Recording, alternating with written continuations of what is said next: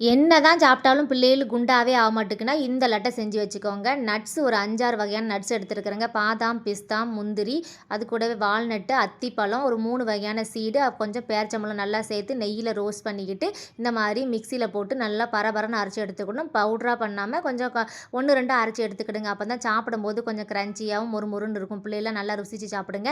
நல்லா தான் பிள்ளைகள் சாப்பிடுது. ஆனாலும் உடம்பே வைக்க மாட்டேங்குது. ஒல்லியா வத்தலும் தொத்தலுமா கிடக்கு அப்படின்னு சொன்னா, இந்த மாதிரி ஒரு பொருள் வாங்கி செஞ்சு பாருங்க. இந்த லட்டு வந்து செஞ்சு வச்சுக்கிட்டீங்கன்னா போதுங்க. இதுக்கு நீங்க ரொம்பலாம் வாங்கி செய்யணும்னு அவசியம் இல்ல.